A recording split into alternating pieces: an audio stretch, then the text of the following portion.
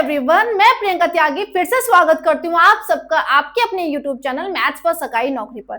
तो हम लोग कर रहे हैं आज मैथ्स का प्रैक्टिस सेट नंबर 2। ये हम कर रहे हैं यूथ कंपटीशन टाइम्स की बुक से। चलिए स्टार्ट करते हैं। देखिए पहला क्वेश्चन है आपका, ये 105 मीटर और 90 मीटर लंबी दो ट्रेनें दो समानांतर पटरियों पर, ठीक है, समानांतर पटरियों पर क्रमशः 45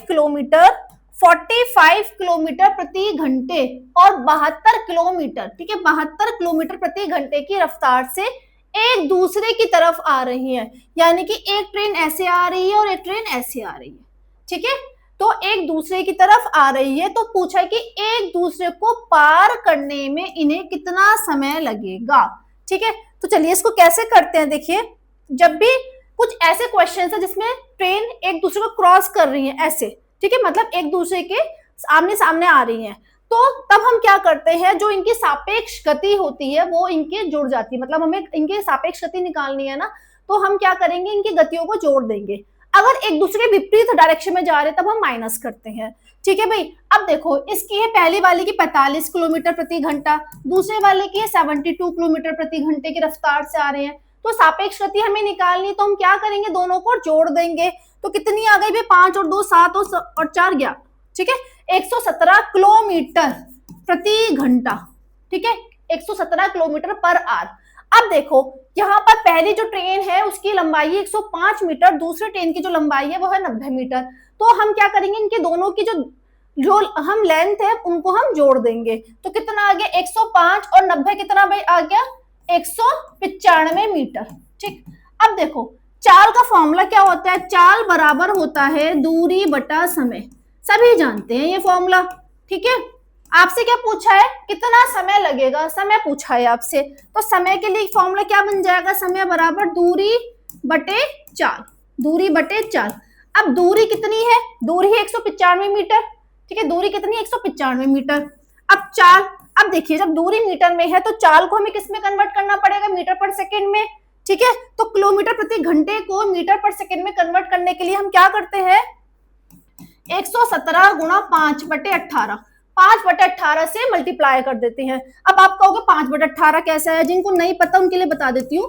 किलोमीटर को मीटर में कन्वर्ट करोगे तो आप कैसे करोगे भाई, 1000 से मल्टीप्लाई करके, और घंटा है, घंटे को सेकेंड में, तो 60 गुणा 60, ठीक है। तो 2 0 से 2 0 कट गई, तो 2 पंजे 10 और 2 तिया 6। तो हम इतना कुछ ना करके हम क्या करते हैं, 5/18 से मल्टीप्लाई कर देते हैं, ठीक है। अब चाल कितनी आ गई, 117 गुणा 5 और ये 18 ऊपर चला जाएगा, सही है, ये 18 ये ऊपर चला गया, बात समझ में आ गई। अब इसको सॉल्व करना है बस, तो 5 से काट दो, 5 तिया 15, 4 बचा 5 नहीं 45, 39 3 जा 107, ठीक है, ठीक है, और 3 छिक्का 18, तो कितना आ गया भाई, 6 सेकंड आ गया इसका आंसर, 6 सेकंड, ठीक है। अगला क्वेश्चन लेते हैं। एक पंखे को 1200 रुपए में बेचकर संजय 200 रुपए की हानि करता है। 1200 रुपए में उसने बेच दिया, उसको 200 रुपए का नुकसान हो रहा है। इसका मतलब पंखे का जो क्रय मूल्य है, सपोज मैंने 1200 रुपए में किसी को पंखा बेचा, मुझे 200 रुपए का मुझे नुकसान हो रहा है। इसका मतलब है मार्केट से मैं कितने का खरीद के लाई हूँ, 1400 रुपए का, है ना। तो 1400 रुपए का, यानी कि जो कॉस्ट प्राइस है सीपी इसका कितना हो गया, 1400। अब कितने में बेचने से उसे 10% का लाभ होगा, ठीक है। तो हम लाभ और जो हानि होती है, प्रॉफिट परसेंट और लॉस परसेंट, हम हमेशा किस पे काउंट करते हैं, सीपी पर। तो कॉस्ट प्राइस कितनी आ गई उसकी, 1400 रुपए। अब 1400, ठीक है, अब यानी कि उसको 110% निकाल लो, 110% निकाल लो, ठीक है। तो कितना आ जाएगा, 14 गुणा 11, मल्टीप्लाई कर लो, कितना आ गया 154, ठीक है, यानी कि 1540, ठीक है, यहाँ पे 0 है ना, तो 1540, ठीक है, 1540 में बेचेगा तब जाके उसको 10% का लाभ मिलेगा। चलिए अगला क्वेश्चन है, यदि 10 पुस्तकों का विक्रय मूल्य, 10 पुस्तकों का विक्रय मूल्य यानी कि एसपी, ठीक है, सेलिंग प्राइस, 12 पुस्तकों के क्रय मूल्य यानी कि सीपी के बराबर है, तो लाभ प्रतिशत कितना है। तो देखो 10 पुस्तकों का विक्रय मूल्य यानी कि 10 एसपी किसके बराबर है, 12 पुस्तकों के क्रय मूल्य के, ठीक है। तो सीपी अपॉन एसपी निकालते हैं हम, सीपी अपॉन एसपी, तो कितना आ जाएगा भाई, यहाँ पर 12 आएगा और यहाँ पर 10 आएगा, है ना। तभी तो हम क्रॉस मल्टीप्लाई करूंगे तब तो 12 सीपी आएगा और 10 एसपी आएगा। अब यानी इसका मतलब क्या है, कॉस्ट प्राइस अगर 10 है तो हम बेच कितने में रहे हैं, 12 में। 2 रुपए का प्रॉफिट हो रहा है कितने पर, कितने पर, 10 रुपए पर, इंटू 100। ठीक है, तो कितना आ गया, 20%। तो आंसर कितना आ गया इसका, 20%। किसी संख्या को 52 से भाग देने पर 44 शेष बचता है। यदि उस संख्या को 13 से भाग दिया जाए तो कितना शेष बचेगा। अब कोई संख्या है, हमें नहीं पता कौन सी संख्या, उसको मैं 52 से भाग कर रही हूँ, सपोज x है। ठीक है, तो रिमाइंडर कितना बच रहा है, 44। ठीक है, किसी संख्या को 52 से भाग देने पर 44 शेष बचता है। ठीक है, यहाँ पे इसको आप, यहाँ पे नहीं, भागफल आप x मानो, यहाँ पे कोई संख्या है, सपोज कोई भी संख्या है। ठीक है, और उसको 52 से मैंने भाग दिया, शेषफल मुझे 44 बच रहा है। अब ये कह रहा है कि उस संख्या को 13 से भाग दिया जाए तो कितना शेष बचेगा। अब देखिए, अगर जो संख्या है, संख्या कैसे बनेगी, अगर वो संख्या मुझे निकालनी है तो 52 की मल्टीप्लाई में अगर x से कर दूं और उसमें 44 जोड़ दूं तो वो संख्या आ जाएगी ना। 52 की मल्टीप्लाई मैंने किससे करी, 52 की गुणा करी x से और फिर 44 जोड़ दिया, तो जो ये संख्या थी वो आ गई मेरे पास। ठीक बात है। अब इस संख्या को अगर मैं 13 से भाग दूंगी, किससे, 13 से अगर हम भाग देंगे तो देखो 52 गुणा x लिखा है, तो जो भी नंबर यहाँ पर आएगा, जो भी नंबर आएगा, 13 चौका 52, अब 52 की मल्टीप्लाई किसी भी नंबर से करोगे तो वो 13 से कट जाएगा ना पूरा पूरा, बचेगा क्या खाली अब 44। अब 44 को देखो, तो 44 को 13 से भाग करो तो 13 × 3 = 39, क्या बचेगा, 4। ठीक है, तो इसका आंसर क्या है, 4 है। अगला क्वेश्चन है, यदि x बराबर, यहाँ पे देखो √6 प्लस √6 प्लस √6, ठीक है, अप टू इन्फिनिटी दे रखा है, तो इसका मान क्या होगा। ठीक है, अब देखिए यहां पर हम क्या करेंगे, दोनों तरफ क्या कर देंगे, स्क्वायर कर देंगे, दोनों तरफ क्या कर देंगे, वर्ग कर देंगे। उससे वर्ग करने से क्या होगा, वर्ग करने से क्या होगा, वर्ग करने से ये होगा कि जो ये पहला वाला जो अंडर रूट है, ठीक है, जो ये वाला अंडर रूट है ये हट जाएगा, ये हट जाएगा। आगे बात समझ में, तो कितना बचेगा, 6 प्लस, आपको पता है ना भाई अंडर रूट के ऊपर अगर मैं वर्ग चढ़ा दी तो ये हट जाता है। ठीक है, तो 6 प्लस फिर से ये आ गया √6 प्लस √6 प्लस चलता रहेगा, तो और यहाँ पर कितना आ गया, x² आ गया। तो इसको मैं लिख सकती हूँ क्या, 6 प्लस, इसको फिर दोबारा से हम क्या लिख देंगे, x लिख देंगे, x लिख देंगे। बात क्लियर है। तो कितना आ गया आपका, x² = 6 + x। ठीक है, अब ये बन जाएगी हमारी क्या, एक द्विघात समीकरण, क्वाड्रेटिक इक्वेशन। ठीक है, x², इसको इधर ले जाएंगे -x -6 = 0। अब हम इसके करेंगे गुणनखंड। जिन बच्चों को अलजेब्रा अच्छे से आती होगी, जिन्होंने 9th 10th क्लास में जिन्होंने ये पढ़ा होगा, उसको बहुत अच्छे से आता होगा कि क्वाड्रेटिक इक्वेशन, द्विघात समीकरण को हम कैसे, हम इसको सॉल्व करते हैं, कैसे उसके गुणनखंड निकालते हैं। ठीक है, चलो, जो इसको हम मैं क्या लिख सकती हूँ, यहाँ पे देखो x के आगे क्या है, 1 है ना, तो क्या लिखूंगी इसको, 3 - 2, क्यों, 3 दूनी 6 हो रहा है। ठीक है, इंटू x - 6 = 0, तो कितना आ गया, x² - 3x, माइनस माइनस से प्लस हो जाएगा, +2x - 6 = 0।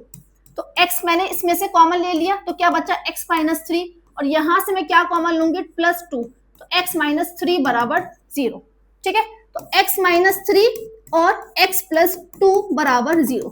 तो जब एक बार आप x - 3 को 0 के बराबर रखोगे तो वैल्यू क्या आएगी, एक बार 3, और x + 2 को 0 के बराबर रखोगे तो क्या आएगा, -2। तो आंसर है इसका 3 और -2, ऑप्शन नंबर डी आपका सही आंसर है।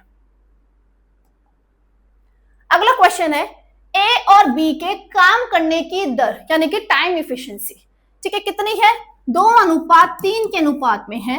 उनके द्वारा काम को पूरा करने में लिए गए दिनों का अनुपात क्या होगा। जब भी ऐसा क्वेश्चन आता है कि जो इफिशिएंसी होता है, वर्क इफिशिएंसी दे रखा है, यानी कि उनके कार्य करने की क्षमता में अनुपात दे रखा है, और आपसे पूछा है कि उनका जो काम करने में जितना समय लेंगे उसमें क्या अनुपात है, तो हमेशा क्या होता है, इनमें रिवर्स होता है। मतलब अगर टाइम ले रहे हैं ए अनुपात बी, ठीक है, तो इनकी जो इफिशिएंसी यानी कि जो कार्य क्षमता होगी तो वो कितना होगा, 1/a और 1/b होगा। ठीक है, ये 2:3 है तो क्या होगा, 1/2 और 1/3 होगा। ठीक, अब देखिए आपको सॉल्व नहीं करना, आप बता रही हूँ कैसे करना है। अब जैसे यहाँ पर ए और बी के काम करने की दर, काम करने की दर दे रखी है, यानी कि उनकी जो उनकी कार्य क्षमता में अनुपात है वो कितना है, 2:3 का अनुपात है। ठीक है, तो उनके द्वारा काम करने को पूरा करने में लिए गए दिनों का अनुपात, यानी कि टाइम की बात पूछी है, कितना टाइम लेंगे, जितना टाइम लेंगे उसमें क्या अनुपात होगा, तो क्या अनुपात होगा, इसका जस्ट आप उल्टा कर दो, 3:2, 3:2। अब आप कहोगे कैसे आया, देखो कैसे आया, इसको लिखूंगी 1/2, इसको लिखूंगी 1/3। जब आप सॉल्व करोगे 2 तिया 6, ठीक है, 2 से 3 को भाग करोगे तो यहाँ पे 3 आएगा और यहाँ पे कितना आएगा, 2 आएगा। तो जो ये ऊपर जो होता है ना अंश, हम ये लेते हैं, ठीक है, तो कितना आ गया, 3:2 आ गया। ठीक है, तो आपको बस क्या करना है, इसका जस्ट रिवर्स कर दो। ठीक, हाँ, अगर कभी ए बी सी तीनों की बात की गई है तब आपको सॉल्व करके देखना पड़ेगा, तब आपको सॉल्व करना पड़ेगा। अगर 2 की बात की गई तो बस आप डायरेक्ट इसका उल्टा कर दो, 2:3 है तो क्या हो जाएगा, 3:2 हो जाएगा। ठीक है, ऑप्शन नंबर सी आपका सही आंसर है। दो धनात्मक, अगला क्वेश्चन है, देखिए, दो धनात्मक संख्याओं का अनुपात 3:4 है। दो धनात्मक संख्याएं हमने मान ली, क्या, पहली संख्या मान ली मैंने 3x और दूसरी मान ली कितनी, 4x। उनके वर्गों का योग, उनके वर्गों यानी कि वर्ग मतलब स्क्वायर, ठीक है, उनके वर्गों यानी कि 3x का स्क्वायर कर दीजिए, ठीक है, और दूसरे का यानी कि 4x का स्क्वायर कर दीजिए, उसका फिर क्या कर दो, योग कर दो। कितना दे रखा है, 400, तो कितना आ गया यहाँ पर 9x स्क्वायर प्लस यहाँ पे कितना आ गया 16x स्क्वायर बराबर 400। ठीक है, कितना आ गया, यानी कि 16 और 9 25x स्क्वायर बराबर 400। एक्स स्क्वायर की वैल्यू कितनी आ गई भाई, 400/25, 400/25, तो कितना आ जाएगा, 25 से कम 25, कितना बचेगा यहाँ पर आपका 15, यानी कि 25 का 150। ठीक है, तो x की वैल्यू कितनी आ गई, x स्क्वायर बराबर 16, तो x कितना आ गया भाई, 4 आ गया, x का मान कितना आ गया, 4 आ गया। संख्याएं पूछी आपसे, संख्याओं का योग, सॉरी संख्याओं का योग, तो पहली संख्या क्या है 3x, यानी कि 12, 3 चौका 12, 3 गुणा 4, दूसरी कितनी हो गई 4 गुणा 4 यानी कि 16। अब इनको जोड़ दो, कितना आ गया, 28 आ गया। ठीक है, ऑप्शन नंबर ए आपका सही आंसर है। अगला क्वेश्चन लेते हैं, किसी बिक्री मूल्य पर 10% की हानि होती है। ठीक है, हम जो यानी कि जो हम जिस पर सेल कर रहे हैं ना, उस पर मुझे 10% का लॉस हो रहा है। आपसे पूछा है कि लागत मूल्य पर हानि की दर क्या होगी। मान लेते हैं लागत मूल्य हमने 100 मानी है, ठीक है, अब 10% का लॉस हो रहा है, 10% का मतलब कितना हुआ, 10% यानी कि 10/100, 10/100 हुआ। ठीक है, यानी कितना आ गया 1/10, 10% का मतलब 1/10 हुआ ना, है ना। ठीक है, अब इसका मतलब क्या है, इसका मतलब है कि 1/10 का मतलब है कि मुझे 1 रुपए का लॉस हो रहा है। 10 रुपए में मैंने बेचा, यानी मैंने 10 रुपए पे बेचा तो मुझे 1 रुपए का लॉस हो रहा है। इसका मतलब क्या है, सीपी कितना हो गया उसका, 11 हो गया, सीपी कितना हो गया उसका, 11 हो गया। ठीक है, अब आपसे क्या पूछा है कि लागत मूल्य पर हानि की दर क्या होगी। तो यहां पर हमें हमसे क्या पूछे कि लागत मूल्य पर हानि की दर क्या होगी। ठीक है, लागत मूल्य कितनी है भाई, लागत मूल्य है सीपी कितना है 11। ठीक है, तो अब 1 रुपए का लॉस हो रहा है, 1 रुपए की हानि हो रही है, कितने पर हमें निकालना है, लागत मूल्य को पूछा यानी कि 1/11 लेंगे, इंटू क्या कर देंगे 100, 100/11। ठीक है, जब 100/11 करोगे तो भाई क्या आएगा, 11×99 यानी कि 9 सही 1/11%। ऑप्शन नंबर बी आपका सही आंसर हो जाएगा। ठीक है, अगला क्वेश्चन लेते हैं, ध्वनि 330 मीटर प्रति सेकंड की गति से यात्रा करती है, यदि बादलों के गरजने की आवाज, अब देखो ध्वनि की स्पीड देखिए 330 मीटर प्रति सेकंड, बादलों के गरजने की आवाज बिजली चमकने के 10 सेकंड बाद सुनाई दे। 10 सेकंड यानी कि टाइम दे रखा हमें कितना, 10 सेकंड दे रखा है टाइम। तो आपसे पूछा है कि उसकी दूरी कितनी होगी। ठीक है, उसकी दूरी कितनी होगी, किलोमीटर में पूछा है भाई, किलोमीटर में पूछा है। तो दूरी चाल बराबर क्या होता है, सिंपल फॉर्मूला दूरी बटे समय, तो दूरी बराबर क्या होगा, चाल गुणा समय। अब चाल कितनी दे रखी है 330, समय कितना दे रखा है 10, तो 330 यानी ये आ गया 3300। अब इसको मुझे किस में कन्वर्ट करना है, किलोमीटर में, किलोमीटर में कन्वर्ट करना है तो भाई अपॉन 1000 कर दूं, तो कितना आ गया 3.3 किलोमीटर। बहुत ही सिंपल सा क्वेश्चन था, ऑप्शन नंबर बी आपका सही हो जाएगा। फिर है अगला क्वेश्चन, कितनी राशि पर 2 वर्ष की 8% पर साधारण ब्याज आर होगा। ठीक है, टाइम दे रखा है यहाँ पर 2 वर्ष, दर दे रखी है आर, और पूछा है कि ब्याज भी आर हो जाएगा। तो एस आई का फॉर्मूला सिंपल इंटरेस्ट, ठीक है, साधारण ब्याज की बात की गई है, सिंपल इंटरेस्ट की बात की गई है, तो फॉर्मूला क्या है, P into N into R upon 100, ठीक है। अब राशि हमसे पूछा है भाई कितने धन पर, मूलधन, तो P एन कितना है, 2 समय आर ही रहेगा अपॉन 100, SI की जगह भी आप आर रख लो, आर से आर कैंसिल, कितना आ गया 50, तो यानी कि 50, ठीक है। P का मान कितना आ गया 50, मूलधन कितना है 50, ठीक। फिर यदि P square plus 1 upon P square equals to 47, तो P प्लस 1 अपॉन P का मान ज्ञात करो, ठीक है। देखिए P square plus 1 upon P square बराबर 47, ये हमें दे रखा है, ठीक है। अच्छा A प्लस बी का होल स्क्वायर का फॉर्मूला सभी जानते हैं, क्या होता है, A square plus B square plus 2ab, ठीक है। अब यहां से अब देखिए P प्लस 1 अपॉन P का मैं होल स्क्वायर का फॉर्मूला अप्लाई करूंगी, तो कितना आएगा मेरा P square plus 1 upon square 1 upon P square plus 2ab, भाई A P है, B क्या है 1 अपॉन P, ठीक है, प्लस 2 इंटू AB करूंगी, यानी कि 2 into P into 1 upon P करूंगी, तो P से P कैंसिल हो जाएगा, तो क्या आएगा 2 आएगा। अब इसकी वैल्यू आपको दे रखी है, कितनी दे रखी है 47, 47 प्लस 2 कितना हो गया, यानी कि 49, ठीक है। अब ये वैल्यू आई है P प्लस 1 अपॉन P का होल स्क्वायर की, और आपसे क्या पूछा है, P प्लस 1 अपॉन P पूछा है, यानी कि अंडर रूट 49 हो जाएगा, ये यहाँ पर ये स्क्वायर है तो यहाँ पर अंडर रूट चढ़ जाएगा, कितना आ जाएगा भाई 7 आ जाएगा इसका आंसर, ठीक है। फिर एक दुकानदार घड़ी बेचते समय 5% की छूट देता है, यदि वह 7% की छूट दे तो वह लाभ के रूप में 15 रुपए कम कमाता है। पहले वो अगर वो घड़ी बेच रहा है, पहले वो 5% का डिस्काउंट दे रहा था, अब वो 7% का डिस्काउंट देने लग गया, तो पहले जितना प्रॉफिट हो रहा था अब उससे उसको 15 रुपए कम प्रॉफिट हो रहा है। इसका मतलब क्या है, 5% और 7%, कितने परसेंट का डिफरेंस हुआ 2%, यानी कि 2% जो है वो कितने रुपए के बराबर है, 15 रुपए के बराबर है ना भाई, 2% का डिफरेंस आया तो 15 रुपए का उसकी जो है उसको जो प्रॉफिट है 15 रुपए कम हुआ, ठीक है। तो 2% कितने के बराबर हुआ, 15 के बराबर हुआ, तो 1% कितने के बराबर होगा, 15/2 के, 15/2 के। अब घड़ी का अंकित मूल्य आपसे पूछा है, घड़ी का अंकित मूल्य यानी कि मार्क प्राइस, तो वो हमने मान लिया क्या 100, यानी कि 100 होगा भाई पूरा मार्क प्राइस, ठीक है। तो 15/2 गुणा 100, तो कितना आ जाएगा भाई 7.5। अब 7.5 के 100 से मल्टीप्लाई कर दो तो कितना आ जाएगा 750 आ जाएगा, ठीक है। फिर है स्टार के स्थान पर कितना न्यूनतम मान रखा जाए, कि जो संख्या दे रखी है भाई क्या 6 3 5 7 6, फिर यहाँ स्टार दे रखा है 2 की संख्या 8 से विभाजित हो जाए। अब आपको बताना है यहाँ पर क्या रखी जाए कि वो संख्या पूरी पूरी 8 से कट जाए। अब 8 से जो 8 का जो विभाज्यता का नियम होता है, डिविजिबिलिटी रूल ऑफ 8 क्या कहता है, कैसे करते हैं कि आखिर के जो 3 नंबर होते हैं ना, जो आखिर की 3 संख्या है उसका योग अगर 8 से कट रहा है पूरा पूरा, तो यानी कि पूरी की पूरी संख्या क्या होगी 8 से विभाजित होगी, ठीक है। मतलब आखिर के 3 यानी इकाई का अंक, दहाई का और सैकड़ा, ठीक है, 1 10 100, ये 3 नंबर देखेंगे, अगर इन तीनों का सम, तीनों का जोड़ 8 से कट रहा है पूरा पूरा, तो वो 8 से विभाजित होगा।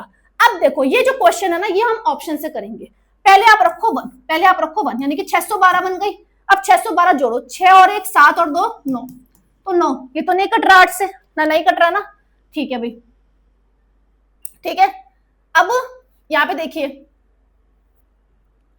सॉरी मैंने थोड़ा सा मिस्टेक हो गई मेरे से, आपको योग नहीं देखना, आपको आखिर के 3 संख्या देखनी है पूरी, ठीक है, यानी कि 612 को आपको 8 से डिवाइड करना है, 612 को आपको 8 से डिवाइड करना है, तो कितना आएगा 8 सत्ते 56, ठीक है।